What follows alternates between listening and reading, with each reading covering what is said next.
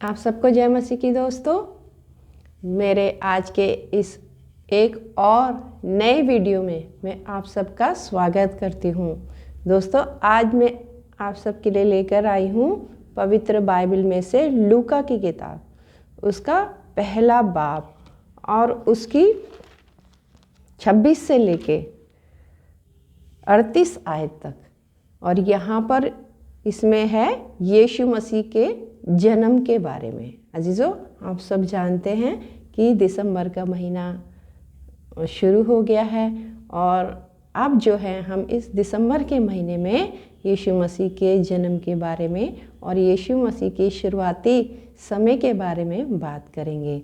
अजीज़ों, यहाँ पर जो है हम एक ऐसी स्त्री के बारे में बात करेंगे जिसका नाम मरियम था और जो परमेश्वर प्रभु यीशु मसीह की माँ होने के लिए चुनी गई थी। अजीज़ों, जब उत्पत्ति के समय में जब पृथ्वी की सृष्टि परमेश्वर ने करी, तब क्या हुआ कि उसने आदम के साथ साथ हव्वा को बनाया। और हव्वा को बनाया इसलिए कि वो आदम की सहायता कर सके, आदम के साथ रहे और आदम को अच्छी और सही सलाह देती रहा करे। लेकिन जब परमेश्वर ने वो फल खाने को आदम को मना किया, तब क्या हुआ कि जिस स्त्री को परमेश्वर ने आदम के लिए बनाया था, उसको सही सलाहकार के रूप में उस स्त्री ने जो है परमेश्वर की आज्ञा को टाल दिया।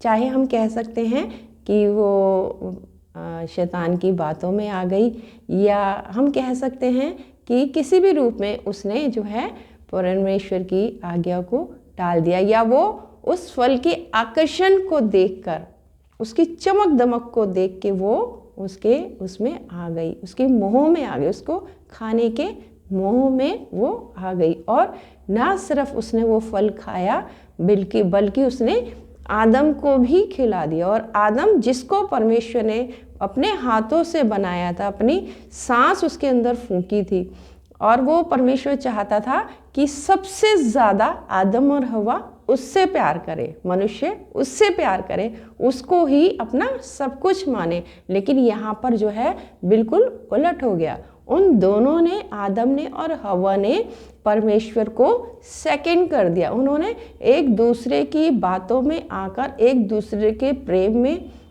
एक दूसरे की चाह में उन्होंने परमेश्वर की आज्ञा को तोड़ दिया। क्योंकि जब आदम को स्त्री ने, उसकी पत्नी ने वो फल खाने को कहा, तो आदम ने उसकी सुन ली। क्योंकि वचन ये बताता है, उसने जब उसको श्राप दे रहा था पवित्र हव्वा, तो उसने बोला तूने अपनी पत्नी की सुनी, और इसीलिए उसको वो श्राप का अधिकारी हुआ।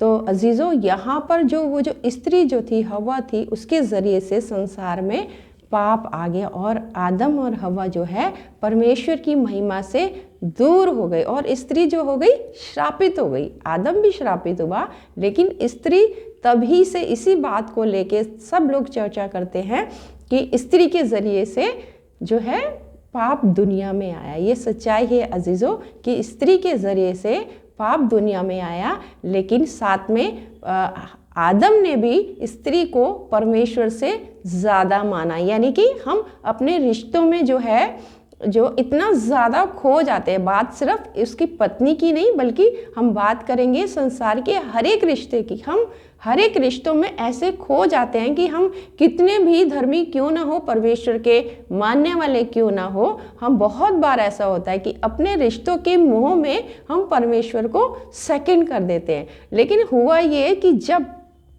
हव्वा और आदम ने उसकी बातों को तोड़ दिया, उसकी आज्ञा को ना माना, तब फिर परमेश्वर ने जब उनको पृथ्वी पर भेज दिया, फेंक दिया, छोड़ दिया, तब क्या हुआ?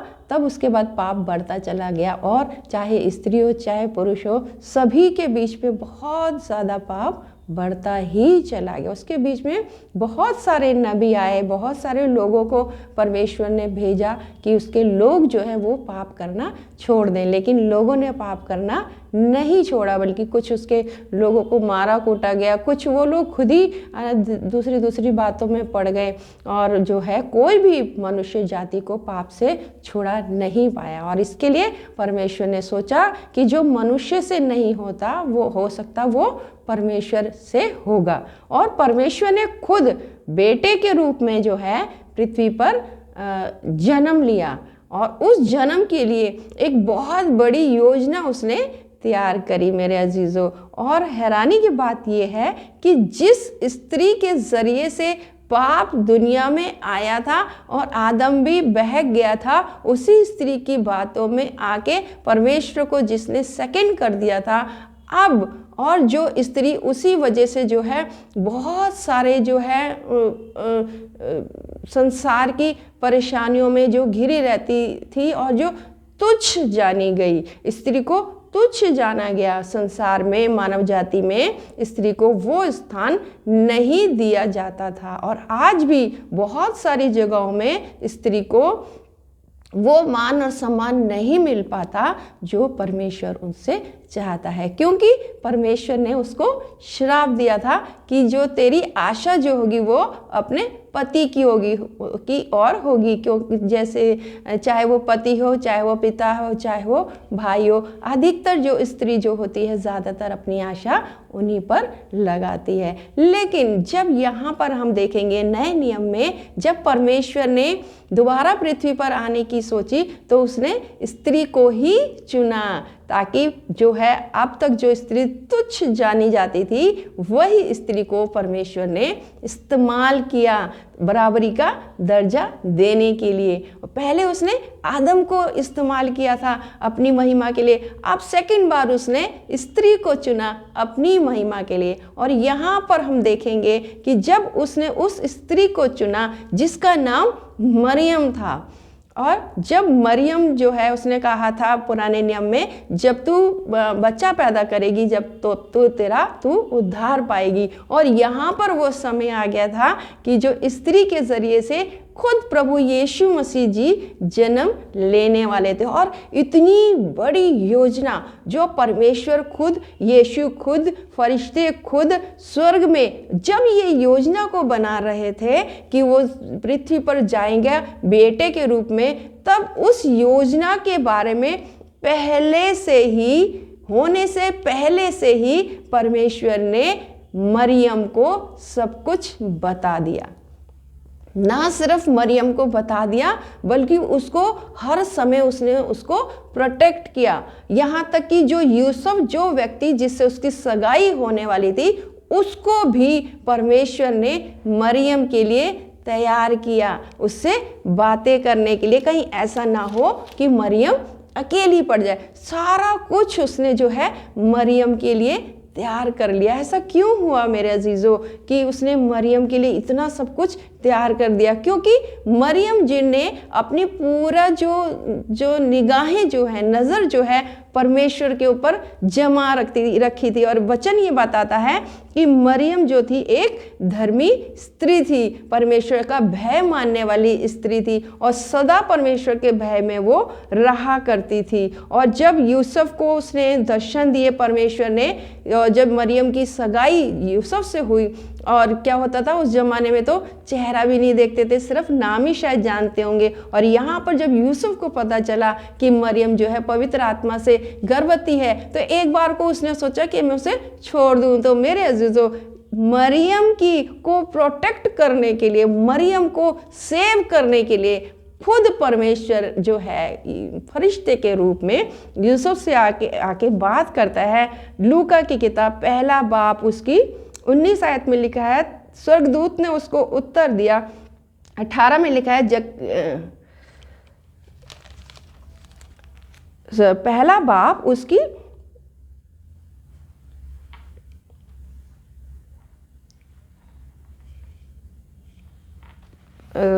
लिखा है मत्ती की किताब उसका 1 बाब उसकी 19 आयत में लिखा है, अतः उसके पति यूसुफ ने जो धर्मी था और उसे बदनाम करना नहीं चाहता था, उसे चुपके से त्याग देने का विचार किया। जब वह इन बातों को सोच ही रहा था तो प्रभु का स्वर्गदूत उसे स्वप्न में दिखाई देकर कहने लगा, हे यूसुफ, दाऊद की संतान, तू अपनी पत्नी मरियम को अपने यहाँ ले आने से मत डर, क्योंकि जो उसके गर्भ में है वो पवित्र आत्मा की ओर से है। वो पवित्र आत्मा की ओर से, परमेश्वर की ओर से है। वह पुत्र जनेगी और तू उसका नाम यीशु रखना, क्योंकि वह अपने लोगों को उनके पापों से उद्धार करेगा। जो है उसके जो गर्भ में है वो परमेश्वर की ओर से है, तो तू उसको जो है प्रोटेक्ट कर, उसको छोड़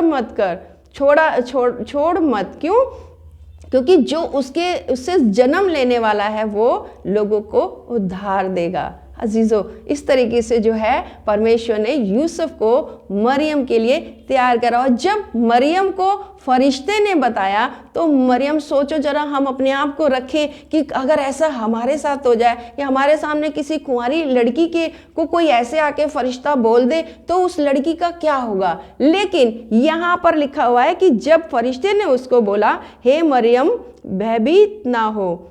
28 में लिखा, स्वर्गदूत ने उसके पास भीतर आकर उससे कहा, आनंद और जय तेरी हो, जिस पर ईश्वर का अनुग्रह हुआ है, प्रभु तेरे साथ है। वह उस वचन से बहुत घबरा गई, सोचने लगी ये किस प्रकार का अभिवंदन है। स्वर्गदूत ने उससे कहा, हे मरियम, भयभीत न हो, क्योंकि परमेश्वर का अनुग्रह तुझ पर हुआ है। देख, तू गर्भवती होगी और तेरे एक पुत्र उत्पन्न होगा, तो उसका नाम यीशु रखना।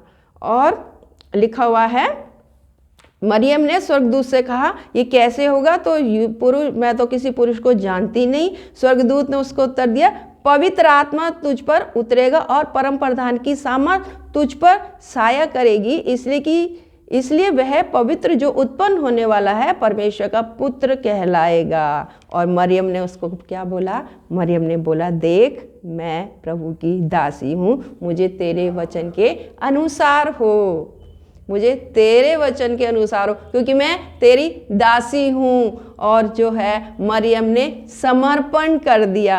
और यहाँ तक कि ना सिर्फ मरियम ने समर्पण किया, वो उस क्षण तो घबरा गई, लेकिन तुरंत ही उसी समय उसने फैसला किया कि परमेश्वर ने अपनी योजना मुझे बता दी, इतनी बड़ी योजना मुझे बता दी, होने से पहले ही सब कुछ बता दिया। और उसने उस स्वर्गदूत की बात के ऊपर विश्वास करा जीजो, और उसने विश्वास करके उसने क्या किया, अपने आप को परमेश्वर को सौंप दिया कि तेरे वचन के अनुसार हो, मैं तैयार हूं। और इसके बाद क्या हुआ?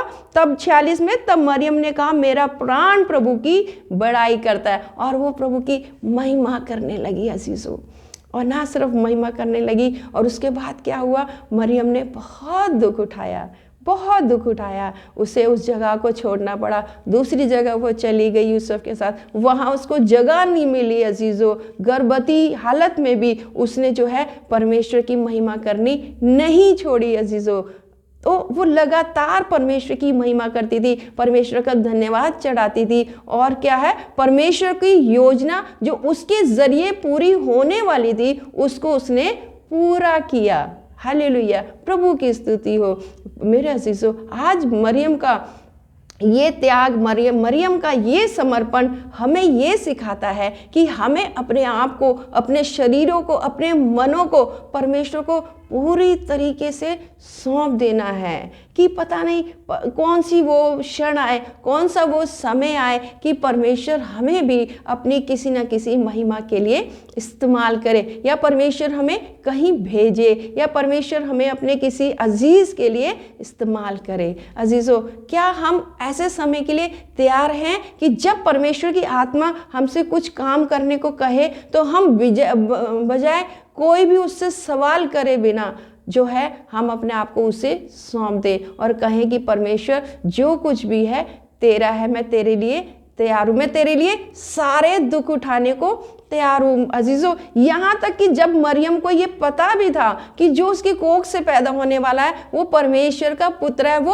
अपने काम करने के लिए आ रहा है, इसके बावजूद मरियम ने जो है उस बालक को पैदा करा, दुखों के साथ पैदा करा। और यहाँ तक कि उसके बाद जब उसको पहला मिराकल उसने काना में किया, वहाँ से लेके जब उसको क्रूस पे चढ़ाया गया अजीजों, तब भी मरियम जो थी वहाँ पर मौजूद थी। उसने यीशु को नहीं छोड़ा था। पहले वो उसको बेटे के रूप में प्यार करती रही, फिर वो उसको पिता के रूप में प्यार करती रही, उद्धारकर्ता के रूप में प्यार करती रही। वो उसके सलीब के पास खड़ी रही, उसने उसको छोड़ा नहीं। वो वहाँ रोती और बिलखती रही, लेकिन उसने परमेश्वर से शिकायत नहीं करी। मेरे अजीजों, आज परमेश्वर हमसे, मुझसे और आपसे, तमाम उसके चुने हुओं से, जिसको वो चुनता है, यही समर्पण चाहता है, यही साथ वो चाहता है। जैसे मरियम ने अंत तक, जब तक यीशु को सलीब ना हो गई, जब तक वो मर के तीसरे दिन चला नहीं गया, मरियम लगातार उसके साथ रही, क्रूस के उस समय तक उसके साथ रही, जब उसको क्रूस पे चढ़ाया गया। यही कारण था कि जब वो इस प्राण वो देने वाला था, तो उसने उस स्त्री को जो है अपने प्यारे फरिश्ते के हाथ में सौंपा। उसने उसको अकेला नहीं छोड़ा, उसने उसको रोता हुआ नहीं छोड़ा। मेरे अजीजों, आज भी परमेश्वर जब हमसे काम लेता है तो हमारे लिए सारे इंतजाम करता है। इसीलिए जो है हम अपने आप को पूरी तरीके से मरियम की तरह, यूसुफ की तरह परमेश्वर को सौंप दे, और किसी भी लम्हे में हम परमेश्वर को ना छोड़े। जिंदगी के किसी भी हालात में हम निराश, हताश या परेशान ना हो, बल्कि पूरी तरीके से परमेश्वर के हाथ में बने रहे, परमेश्वर के नज़दीकी में बने रहे, ताकि परमेश्वर को ये पसंद है, ताकि परमेश्वर जो है हमें अपनी महिमा के लिए इस्तेमाल करे, और जो है हमें अपना बेटा और अपना बेटी सदा बनाए रखे। उस मरियम के ज़रिए से जो है हर स्त्री जो है उद्धार पा गई। अजीजों, आज स्त्री जो है अब पुरुष की तरह ही उसकी बराबरी में है। यीशु मसीह ने बराबरी में कर दिया। हालेलुया, प्रभु की स्तुति हो। आइए अजीजों, हम प्रार्थना करें।